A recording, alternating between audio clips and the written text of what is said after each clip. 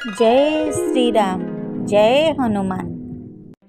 प्रभु श्री रामचंद्रंकर भक्त जेमिति प्रभु श्री हनुमान सेमिति हनुमानंकर जड़े भक्त थिले। तांकरी ना होउची गेली। गेली छुआटी दिनरु लगे बड़ हेला पर्यंत भगवान को पूजा अर्चना करुथिला।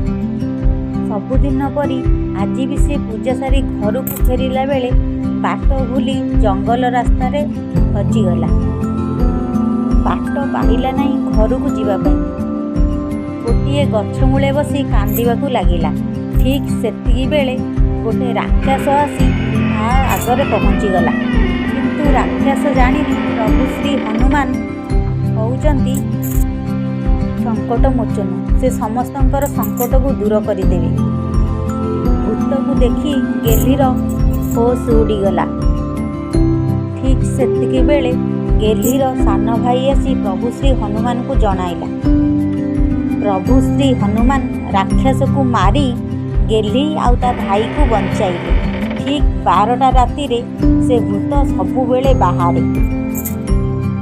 संकट मोचन महावीर आगरे कौनसी भूत प्रेत टिकी रही पारती नहीं। हनुमान को गदा प्रहार रे से भूत मानकर धज्जिया उड़ी जाए।